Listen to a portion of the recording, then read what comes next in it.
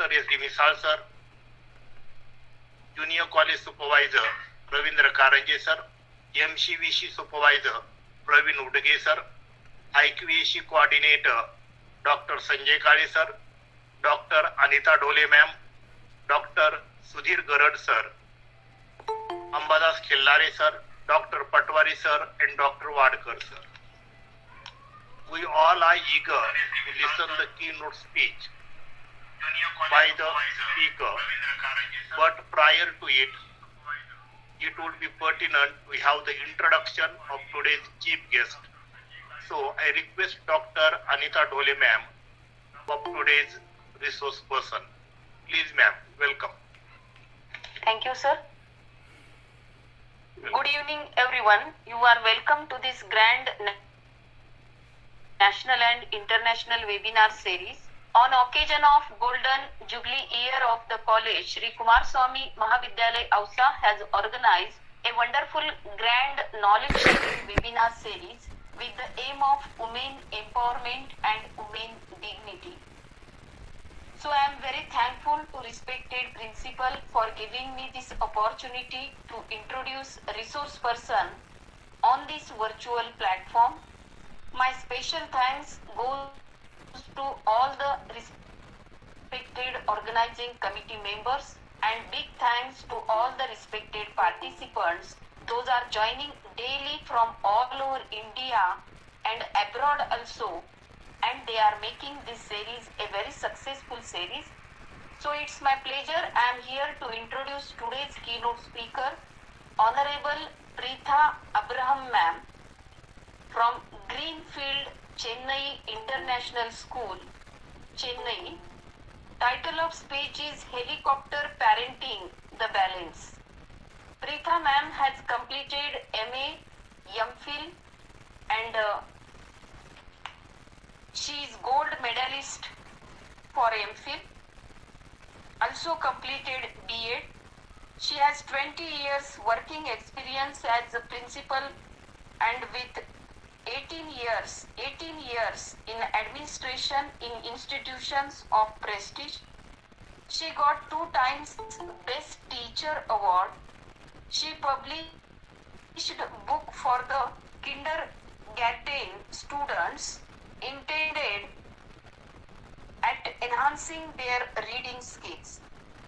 She is a communicator. She has published many pep talk videos on parenting to help parents comprehend the fact that a child's persona per se is molded by the sum total of all experiences provided to her in the formative years of life. She is an academician. She advises teachers to be equipping and assessing student skills of communication, literacy and life skills. Her leading thought is, let us strive to provide every child a chance to be the change she or he is meant to be. So after this introduction, I request today's keynote speaker, Honorable Preetha ma'am, please start your speech. Thank you. Welcome ma'am.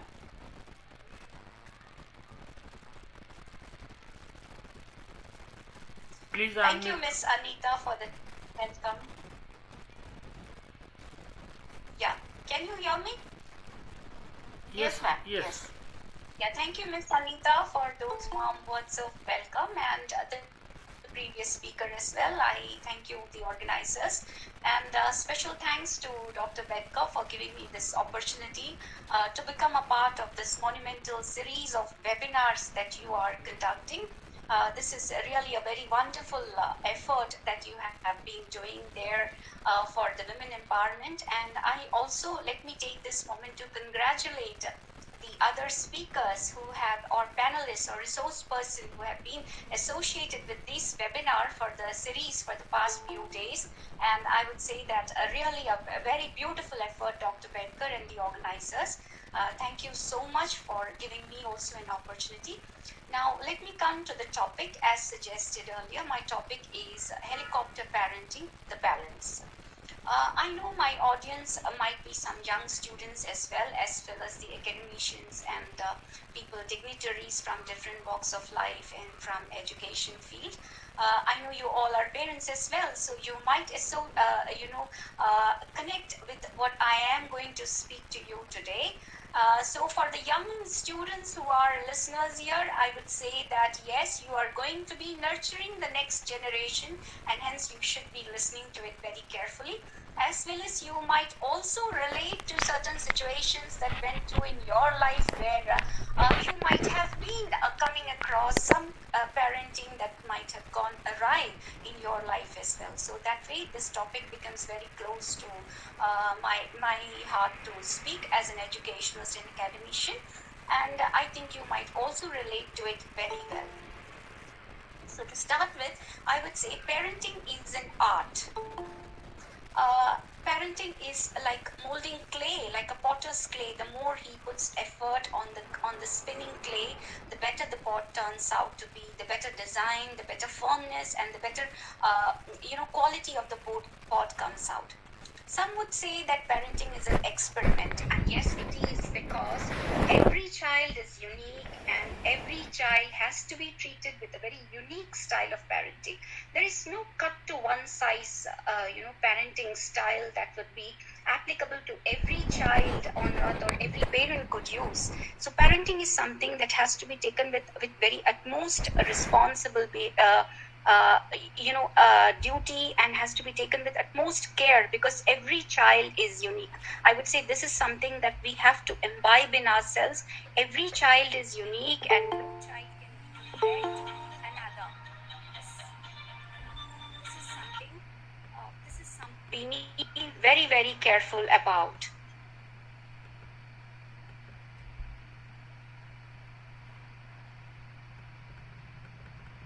Sorry, that was an interruption there. Am I audible? Yes, ma'am. Yes, ma'am. Audible. Right. Sorry, that was an interruption there. All right. So I was saying that every child is unique, and therefore there is no cut to one style, parenting that can be applicable to every child. If I tell you that parenting largely depends is actually of 5 types that are prevalent, we would say. 5 types, that is an authoritarian type, which is a traditional style of parenting where the parent would take the upper hand and the child has to just fall in line with whatever the parent says. It lacks flexibility. Then there is the authoritarian style, that is called as authoritarian style, and then there is the authoritative, change the rules or change the a mode of functioning so that the child is made comfortable. Child's comfort is given more importance.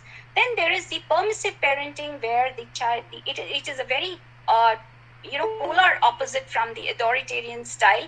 You do whatever they want to, you do what you want to, I don't care, is a kind of an attitude of the parent. And most of the time what happens is the child, as they grow, they feel they are unimportant in the lives of the parents, they are unimportant in the family, and there are problems that grow with it. Then there is the type of parenting which is called as the uninvolved kind of a parenting, where the parent is not involved at all. The parent is allowing the child to live their life as they want to, and absolutely no interference, or absolutely not involving into what is happening in their life. And that is an uninvolved and a very, very harmful kind of a parenting, I would say, although I'm not the one to be judging. Parenting is something that people take up. But one thing I would like to profess here is parenting is a very, very responsible act and has to be taken very carefully, because we as parents are responsible for bringing a life, creating a life to earth, and nurturing it to leave it to the society, to make a citizen of the country. And hence they have to be they have to be pleasant, they have to be tolerant, and they have to be productive in the long run. And that is why parenting becomes very, very important. And parenting is where you are molding and sending a child to the school. An individual is determined by the kind of parenting he gets at home. So, and I was telling you, the last type is the helicopter parenting, which I have chosen as a subject, and I would want you to pay attention to, because this is a kind of parenting that has come into prominence much more now in these years of the pandemic, schooling coming into, or even before, the young parents, that is the easy for him, making sure that the child finds success at every point, being around all the time, selecting out the friends, selecting out situations and experiences that the child would go through. In short, if you put it across, the whole idea of the parent is that the parent has to provide the best experiences, the child has to be a winner all the time, the child has to see sure success, and so that the child has to be established as something as a successful parent. Here what happens is the child is not made to understand what failure is. The child is not made to see a failure, and as a result, when the child grows, the child is not seeing failures, has not come across anything that would go wrong. So when they come across a situation where they are about to fail, or a situation where they have to make a decision, they fall short and they find it very, very difficult. These kind of children lack life skill. In the different parenting styles will have their own effects. Like if it is an authoritarian parent, the child, what happens, it does not have confidence, has a very problematic situation, is not able to becomes very, very timid, and is not able to find situations of braveness and courage, a display of braveness and courage. Whereas an authoritative kind of a parenting child will be growing up looking for everywhere for comfort. He would be looking up that he would be given importance everywhere. In a permissive child, the child will go into rash acts and never understanding, because he's never been told that the acts will have consequences and the child has to go through it. So those kind of children will be coming across, performing acts of rash nature, which not giving a thought to what would be the consequence. And children of the helicopter parenting, what happens is, in the long run, as they go, they will find that they are losing their self-esteem, they are losing their self-confidence. That's what happens in the helicopter parenting. Now, to tell you exactly how parenting goes, let me define. Parenting is something that has to be, understood in different levels, different age levels. Parenting starts right when the child is born. The child is cuddled, is spoken to so gently, the child listens to you, and that is where the parenting starts. The mother sings a lullaby, the child understands, the child comprehends the mother's voice and looks up to, learns to say mama or papa, whatever. That is the first word that the child says. That is where the parenting has already started. So most importantly, parenting in the sense of what we talk as the academicians talk, or the educationalists talk, or the society looks across starts at the age of 2. So there are different age levels where the parenting goes. 2 to 5 has to be taking a different style of parenting. 6 to 10 has to take a very different type of parenting. Children who fall into or teens who fall into the age of 11 to 15 have to be taken up into a different kind of a parenting. Children who are, or the young teens who are young fellows who are going from 16 to 25 have to have a different kind of a parenting. And parenting, of course, also comprises or covers the children, young fellows who are above the age of 25 as well. So parenting does not stop. As long as parents are there, parenting does prevail, but it has to take different styles of parenting right from the age of 2 up to 25 and above. Now let's look at how it has to be. The 2 to 5 is called as a foundational years of parenting, and this is when the most important it is. What happens in Indian society is we always look up to a child who's 2 to 5 as, they're treated like kings and queens. They're allowed to do whatever they want to. We, as very good mothers and fathers, as very good parents, we would be feeding the child, we would be teaching the child to walk, failing to understand that we also need to teach them to speak. We do teach them the language, our basic mother tongue, we do teach them, but we fail to teach them the appropriate language, the way the explicit communication goes.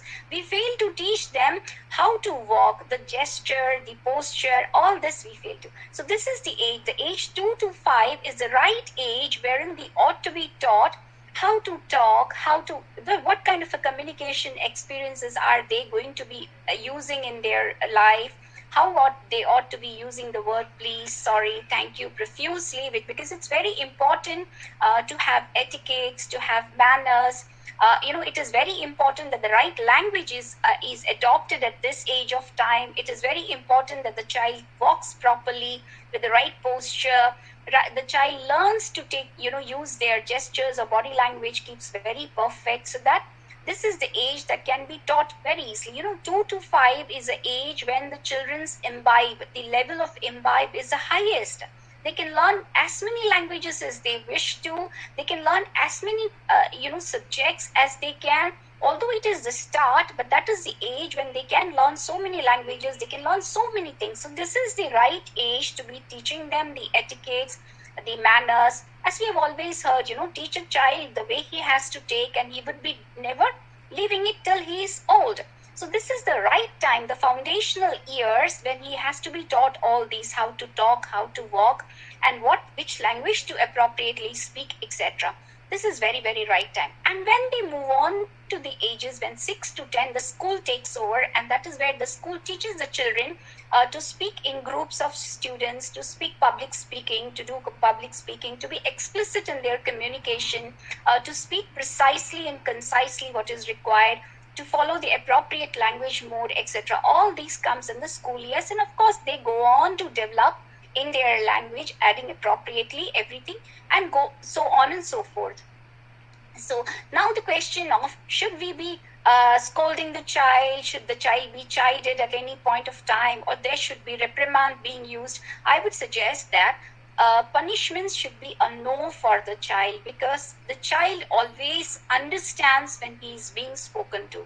So here is a very, very golden rule. Speak to the child as much as you can, because any parent who speaks to the child involves the child in a lot of activities when they are doing.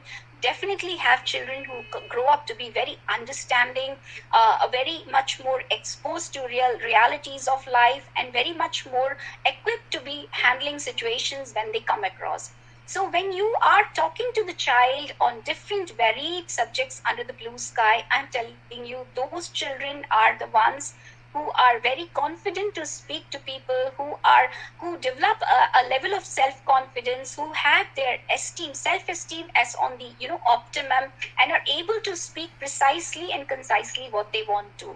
So this is the right way of parenting, where you do not punish, but talk to the child, make them reason, make them understand why it is required, give them explanations. This also develops their thinking skill.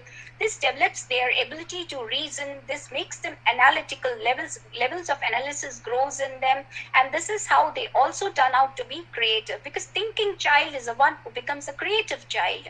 So a child whose communication also, the language the child picks from you, and if you speak the appropriate language, the child is also going to gather the same appropriate language. So when you speak more to the child's language and vocabulary grows, and that is where the child becomes explicit in their communication. So please say no to punishments, because punishments are not required, but there should be a level of positive disciplining. What is positive disciplining? If one may ask, I would say that positive disciplining is where you are telling the child, where you're making the child realize what error they have, or what aberration or what mistake they have committed, and they're making the child to forego that, to be committing from such error in the future.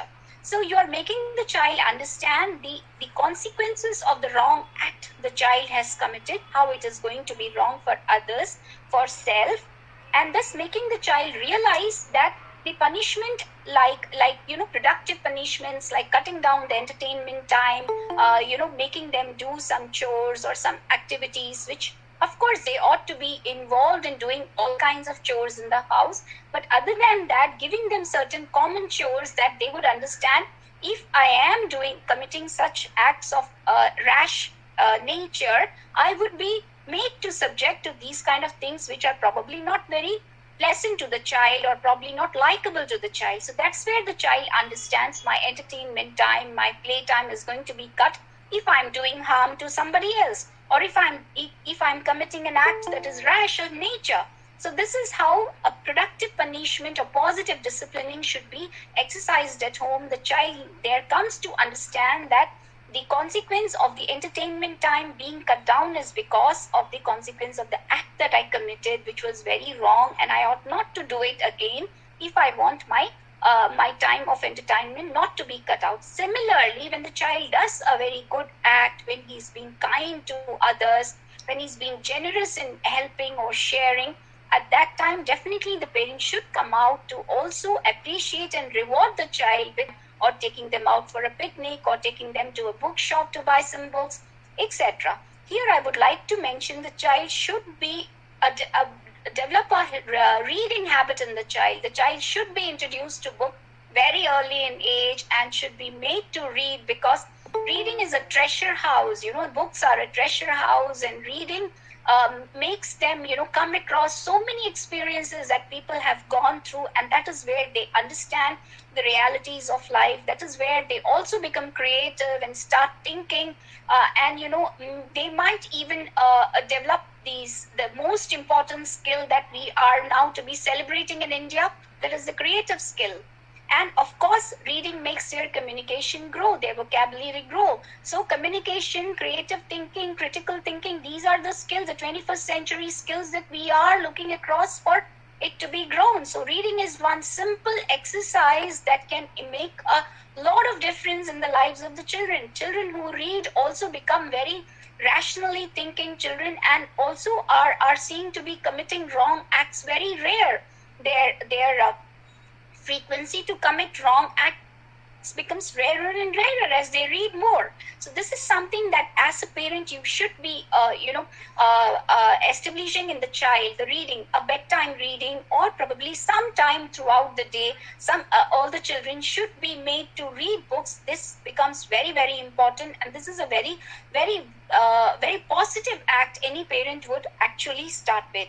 So now let us come to the helicopter parenting. Now, what is helicopter parenting? Helicopter parenting is hovering around the child. When does this start? This actually starts on the very first day of the school. The mother has been taking care of the child for the past 3 years, 3.5 years, and now comes the first day of school.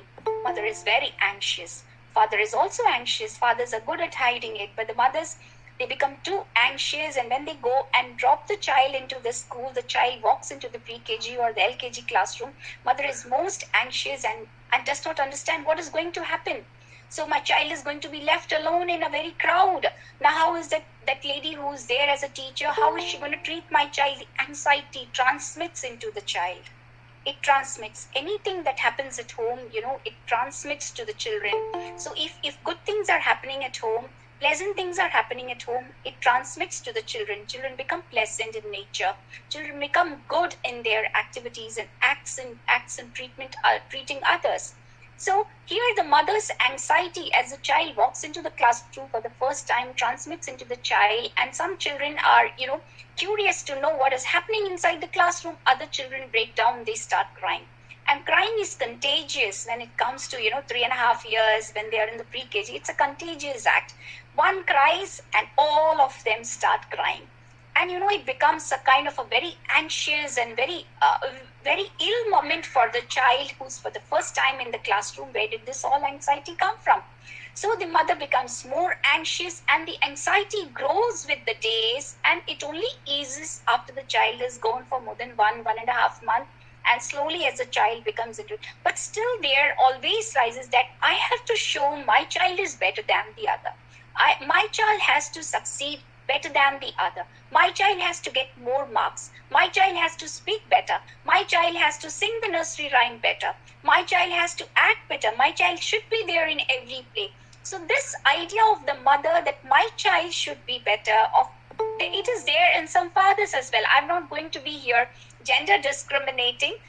Parents generally have this idea that my child has to do well, and this makes them, hover around the child, giving that extra impetus to the child, making the child do like this, somehow starting the idea of stress in the child, which is not actually understood as a stress in a 3-year-old, 3.5-year-old, 4-year-old, 4.5-year-old, but you have actually laid the seeds of stress in the child by transmitting your anxiety into the minds of the child. This has happened already. So this has to be understood. So this anxiety of the parent grows as the child, this urge that the child has to win everywhere, has to be the first in the class, has to be the first in every activity, has to be bringing in the gold everywhere, actually makes lay stress on the child, makes the stress in the parent grow. And that is where the parent is starting to hover around the child every time,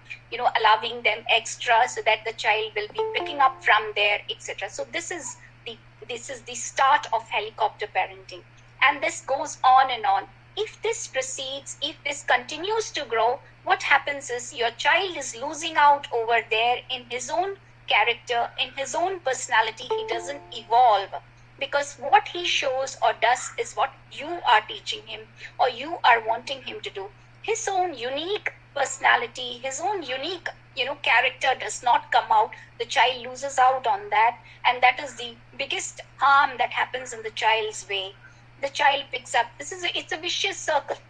It's a vicious circle. The parent becomes anxious, the next time the child becomes anxious. It's a vicious circle. It goes on and on and on. From every activity, every day it grows.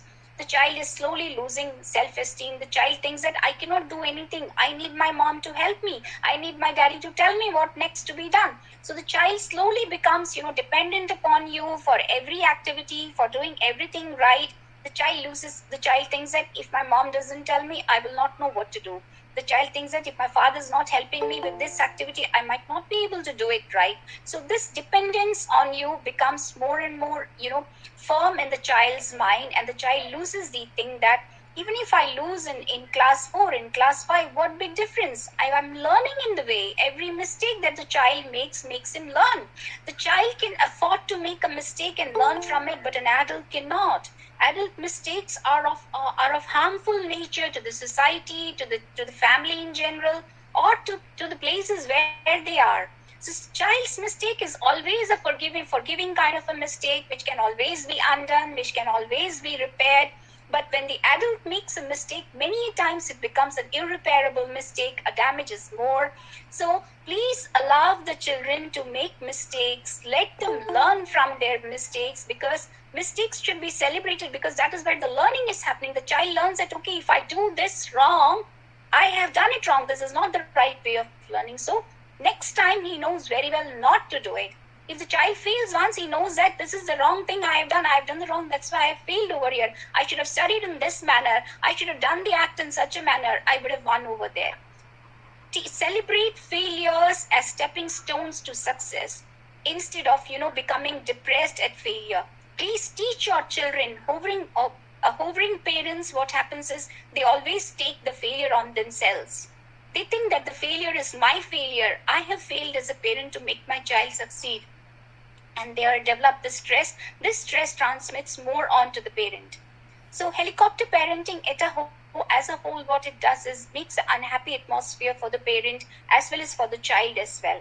This goes on, making the parent depressive and making the child losing his self-esteem and self-confidence. The child loses his power to think. The child loses his power to analyze. The child loses his questioning ability. The child loses his curiosity. Slowly it looks only up to the parent to understand what the situation is. So this is what helicopter parenting does to the child. So how to eradicate this, or how to solve this situation of parenting, hovering parenting or helicopter parenting? What do? We need to understand that we have to be a support to the parent. Parent will always be a support to the child, has to be a support. But please stay back. Please stay back. Let the child do things. Let the child understand by doing it himself or herself that this is the mode of doing it. This is something wrong that can happen, that can go wrong. Let them make a mistake. Let them break things. Let them understand from that, okay, if I do this act, this may do this kind of a mistake, this kind of an error. So that is where the child, by doing things, understands things. Of course, the parent has to be behind, telling them about what can be major mistakes that can happen, or major errors that can happen. You have to be around them, but do not be always so close that the child always turns back and looks for the parent to do the next act. So this is something you have to practice positive disciplining, where you are talking to the child a lot. The golden rule is spend a lot of time with your child. Spend a lot of time talking to them about lot of topics. It is better that you introduce the topic to the child, because you are going to introduce to them in a balanced manner, than the child picking it up from somewhere else, where he might be picking it up right or wrong, God only knows how. So it is always better that you expose the child to all kinds of things, because your exposures are going to be controlled, your exposures are going to be more wholesome, your exposures are going to be more healthy and good for the child. So talk to the child on all topics that can be possible, because this improves the level of curiosity of the child, this improves the level of imbibe of knowledge, this improves the child's urge to learning. So please talk to the child. This improves their vocabulary, their communication. This improves their knowledge about the family. Talk to them about their family, about the family's history. Talk to them about the country's history. Talk to them about the present economic situation. You might think that what are they going to understand? What is a sixth standard child going to understand about economics? No, they're not going to understand completely the laws of economics, but they will understand certain things, and they are all passive listeners at this age, and they may assimilate it in their minds and later use it in their later years. When they are learning in the classroom, they will always know that yes, I am introduced to the topic and I do know something about it, and it is easier to pick knowledge over there. So always go on to talk to your child about lot of topics, lot of things, which are going to be more controlled when you are speaking, rather than they pick it from other places, which is not going to be so.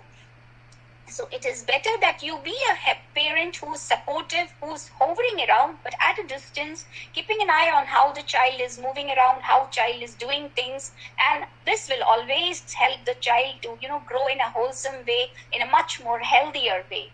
All right, so now that I have spoken about the different kinds of parenting, and also about my idea about the helicopter parenting, I would like any one of you, or if there is any listener to me, to tell me if you can relate to any of these situations. If you were listening to me, I would love to hear from you.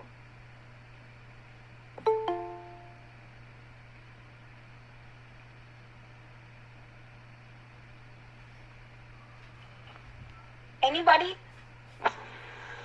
Good evening, Preetha. Yeah, good evening. Preetha, don't you think that when a child becomes older with the helicopter parenting, they may create a doubt on their own abilities? Don't you think? Yes, that is what I'm saying, that the child loses his self-confidence, loses his self-esteem in the long run, because he will be always looking at the parent for support, for help. They fail to critically think about things, they fail to analyze in the long run. Many times it happens so. There are very few children who will be able to outrun the helicopter parenting and still, evolve in their own character. Most of the time, it results in a low self-esteem in the child. And at this time when parents are getting separated, so what do you think, whether we encourage autonomy or this kind of helicopter parenting with our kids? I would say that when parents are getting separated, the single parent, whoever is taking care of, whether it is the mother or the father, is becoming more of a helicopter parent and doing more harm, because here you are controlling the experiences that are going to the child. You are allowing only those experiences which you deem right. Okay, so the child is being, left out from experiencing other things. You are keeping him in a simulated condition. I would rather say that you're putting them in a simulator, and then but the world is not like that. One day or the other, when the child goes out into the world, when the child is grown, he's a young man or a young woman and goes out into the world, they would find themselves too lacking because of the simulated condition in which they grew. So it is very, very essential that whether it is a divorced family or whatever, whether it is a single parent of whoever it is gender, it is very, very essential that the child has to deal with situations on their own. Do not get into the petty fights that the children get into. Let them solve it on their own. Do not go and talk to the teacher about my child should not speak to the other girl. I do not like it if she speaks to the other child or he speaks to the other child. No. Let the children deal among themselves. Teach your child values. Teach your child the right morals. The child will pick only the right company. The child will know how to deal with such a situation. Do not go behind them and talk to the teacher, keep them separate. Do not go and create situations where you are making sure that the child is going to be a winner. Let them fail, let them understand. It's very, very essential. Now when it is also a single parent, it becomes more essential.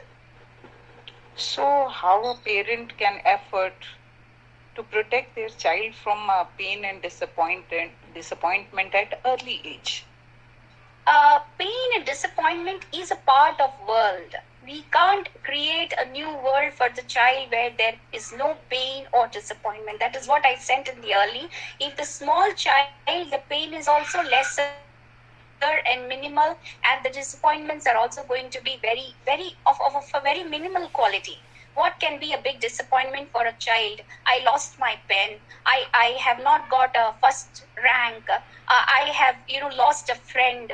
She doesn't talk to me or he doesn't talk to me. These are the big disappointments that a small child is going to face. But when they grow, they become adults, their disappointments are going to be irreparable kind. The damages are going to be very high in magnitude. So it is better to make the child understand that not everything is going to be beautiful and the way you want in the world, because world comprises of all kinds of people and situations. We need to teach them to understand world as it is rather than, thinking that I can create a world for my child. No, we cannot. We just cannot. But what about the children below 10 years, 6, 7, 8 or 9 years of age? It's basically they feel separated, they feel lonely, they got disappointed, and they can't understand our feelings too. So kindly provide us few examples so that it will be more feasible for the parents. Sure. I was telling you about reading. Reading is one very good experience. When child reads, when you are picking up books and giving them to read, they read about varied things. As they grow, they pick up values from there. Most important, the mother or the father, they need to talk to the child about values, traditions, culture, everything. When you talk more and more, there is a bonding with the parent. The child has to understand, has to have confidence that my father, my mother, or my parent is my best friend. And I don't have to look out for any advice. I can just go confide in my parent and get whatever advice I want from my father or my mother. This confidence is something that we need to give to our child. That is where I said that introduce everything to the child, good or bad, because you're going to introduce to them in the right quantity. But if the child is going to pick the good or bad from outside, he would be getting it maybe very right or maybe very wrong. So whatever is in the world, teach the child and teach them which is the right path to take, what is the right procedure, what is the right etiquette, what is the right manner, what is the right thing to be picked. As a parent, if I tell the child, this is evil, do not do it, this is wrong, do not commit it, that is far more better than my child going out and learning it from outside after having tried it. We in our Indian society, we try to, all those years, we tried to hush up everything under the carpet, not wanting to talk about things, not telling. But what happened? Did they not pick it up from outside? They definitely picked it up. The teen years are when they go out and, try everything and learn it in all wrong fashions and wrong manners. Instead, if the parent was free to talk about such things, I think the child would have picked it better. Those youth would have picked it better instead of experiencing it outside in the worst of quantities and qualities, and then understanding from it or correcting from over there. So talk to your children a lot about all topics under the blue sky. Talk to them, create a bonding with them, make them feel that yes, I am your mother or your father, but I'm also your best friend. You can come and discuss whatever you want with me. I will give you the advice. That is where the child picks up right. I do agree with you, Preetha, but don't you think nowadays mothers are becoming over mothers rather than fathers? Yes.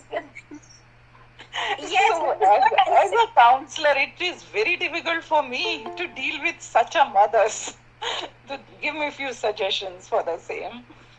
Yes, that is what I said. Actually, helicopter parenting, more of the mothers only are, exercising. It is the mother who wants the right friend for the child. It is the mother who wants all success for the child. It is the mother who chalk down, okay, this is the course my child has to take. I am introducing all career education in the school because I want my children to understand their potentials, their abilities, and from there to find what is going to be their path. Mothers decide, okay, my child is going to take up this course, not knowing that the child may take it, the child may study it for the mother, but when they go to higher education, they are really finding it so difficult, they end up with arrears. Very recently, I had an admission in the school and I asked a child, what do you want to be? She said, I like dancing. Okay, but my mother likes me to be a judge, wants me to be a judge, so I will study law, I will become a judge. I said, you're so sweet. And I told the mother, you're so blessed, you have such an obedient child who wants to make you so happy. But at the end of the day, I was thinking, was it right what I said? Was it right to be promoting what mother wanted? Or probably in the long run, mother would somehow understand my child wants to be a dancer. But me trying to impose over her to become a judge, will that be right? Will the child who has an artistic ability, go on to learn all those constitutional rules and everything and become a judge one day? So this is something, like you said, I totally agree with you. It is mothers with their over-ambition, or mothers with their expectations, or mothers with their dream and ideas who are imposing upon the children to be, taking up a different a style, what they wanted to be, or the path they want them to be growing. I do agree that a child can never be the best friend of their parents. I do agree with it. As I have seen, they are more comfortable with siblings rather than their parents. In each and every case, when the parents used to speak, okay, I'm the best friend of my child or anything like that, but whenever I used to communicate with the child, they used to speak, okay, no, I have so many siblings and they can understand much better than my parents. So it's very difficult for the parents nowadays to deal with kids. I will tell you, those are the mothers or the parents who at the end of the day, or at one point of the day, do tell them, I am the mother, I decide. I am the father, I'll tell you what is to be done. They will be saying all very good, but at one point or the other, they become authoritarian, and that is where the child decides, okay, my mom cannot come to that level of being my friend as say the sibling or outside some friend. That is where they decide, because we are Indians, and in that authoritarianism is built in us Indians. At the end of the day, somewhere we say, I am the mother, I decide. I am the father, I'll tell you what rule you have to do. So this is where the thing comes. It is really difficult to, like I said in the beginning itself, every child is unique. Parenting has to be, customized for every child. What we are saying for the elder child, the parenting style has to be a different one from the younger one in the family. In the same family, two styles of parenting has to go, because every child is unique, every child is different. And somewhere we need to be understanding that a blend of authoritarianism, a blend of authoritative, a blend of helicopter, everything has to go together. Like I said in the beginning, there is no one size same for every parent or every family or every child. It has to be, evolved as you understand your child. If you make a bond with your child right in the beginning of the years, right when the child is an infant, 1 year, 2 year, that is where you understand your child's potentials, your child's abilities, and that is where you have to evolve a kind of a parenting style that will go right for the child. You need to be closely observing your child. Every mother or father or every parent has to be closely observing their child to understand their innate, potentials, abilities, and from there derive a parenting style that will be right for the child. And please understand, I would say there is no one parenting style that is going to fit every parent or every child. But they are not ready to listen, no. If we are going to speak, no, don't do it. At that moment, they leave us alone. But whenever they are comfortable with us and we are agree with their opinion, then they are always there for us. So every time it's not feasible, because parents have their own experiences too. Yes, I think why is it that you have to tell them no and then you expect that they would obey you? we have to also understand they have a reasoning mind, and we need to allow that reasoning mind to grow. Maybe you can cut off that point over there, but tell them later that, you know, why have I said no to you? These are the reasons. If you're going to do that act, that rash act may come up with these kind of consequences. The child is reasoning, understands. When you keep explaining to them about things, it's going to become a little tedious. You know, parenting is not an easy job. Parenting is not an easy job. It might become tedious most of the time when you have to tell them. They keep on asking you questions and you keep on telling them answers. But you have to tell them the answers because you are the right person to tell them. You need to be, answering all their questions as much to your knowledge, or probably sit down, Google, browse, or do whatever, find out the answers and tell them, because you are the right person to tell them the right answer, and you will be telling them in the right measure, because if they get it from outside, there is going to be some adulteration in the answer they get it. So they might not listen to you at that point. That, like I said, alter your parenting styles. It may not listen to you at that point. Maybe keep it for some other moment, and then tell them, this is it. This is why I wanted you not to do that, because the consequence is going to be like this. Thank you so very much. God bless you, Preetha. Thank you. Thank you. Ma'am, there is one question in the chat box. Yes, sir.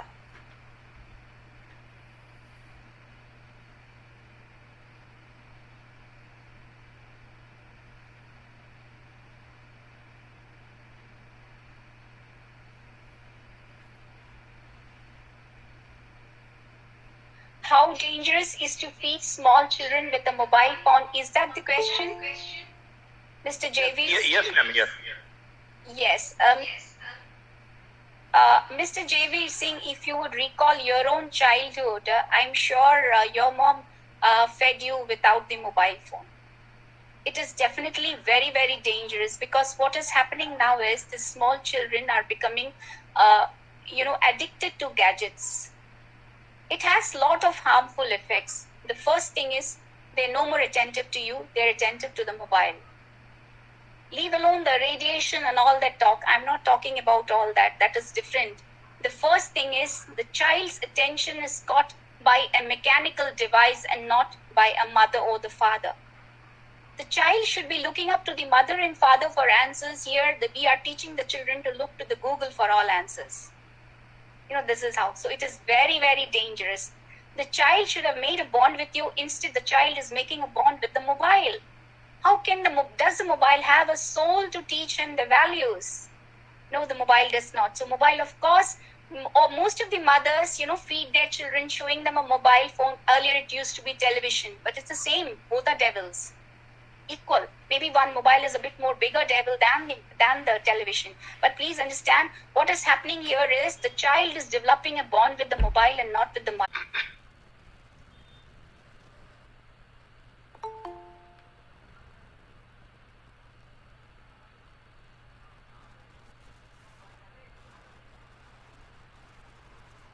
Thank you, ma'am, for your wonderful lecture on the topic, helicopter parenting.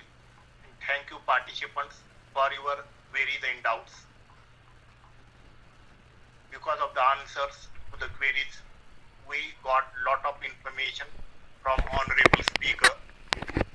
So after this keynote speech and very good question answer session, now it is time for all of us to listen the concluding words by the chief organizer and chairperson of this webinar series. So I request Honorable Principal Dr. M. Ambedkar sir for the concluding words. Please sir, welcome. Thank you, Professor Karad sir, and all the organizing team committee members, including Vice Principal S.D. Misal sir, Junior College Supervisors, Karanje sir, Udge sir, Anita Dhole Madam, Dr. Anil Wadkar, Dr. Dayanand Patwari, Dr. Sanjay Kale sir, IQC Coordinator, all the joined members, including Professor K.N. Kadam sir, Jamuntrao Kadam sir, Prashant Ugade sir, Gosavi sir. These are from my college, and there are so many from my college also, and those who have joined from outside Maharashtra. Daily we are listening a new topic, and today's topic was also very new for me, helicopter parenting, the balance. When I listened this topic as a title, I was also jumbled how she will proceed this topic for presentation. Preetha Abraham, who is Greenfield, Chennai International School, Chennai, and from last nearly 45 minutes, more than 45 minutes, she talked on this topic. It's a topic related to all our parents, and she also give examples with the age difference, also how to treat this child, and what happens if there is uh, question answer from the childs. So all these things are useful and best explained by our resource person. Parenting is hard, as she said that really it's we have to know the child psychology, habits, and all these things for the satisfaction of that child. So all parents should do like this, so that the parent students or child should learn more and more, and he or she will be more conscious and more clear with clear ideas, learn or progress in his or her life. Thank you, madam, for joining here and appreciating our webinar series. You are the part of that also. We are filing this for the world record, means Limca book record, and I am thankful to all resource persons, those who have contributed here, and make this webinar series successful, and we, so that we are going to complete our file, a record file. Thank you, madam. Thank you. Thank you. Thank you very much. On behalf of organizing committee, Shri Kumarswami College, Ausa, I am here to present vote of thanks.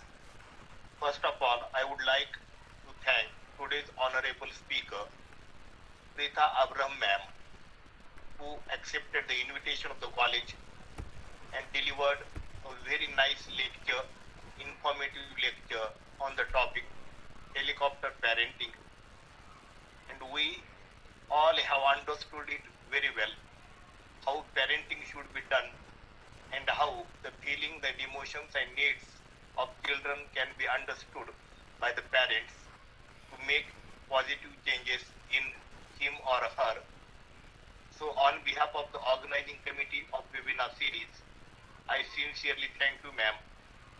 I also thank chief organizer and chairperson of this webinar series, Honorable Principal Dr. M.M. Bedkar sir, for his concluding words and for his critical comments on the keynote speech. And he is an inspiration for us, who is keeping us active to run this webinar series, because of which knowledge of all the participants, audience, and all of us is enriched because of the keynote speeches by the knowledgeable keynote persons and intellectual discussions by the all over the country and also from abroad. So thank you, sir,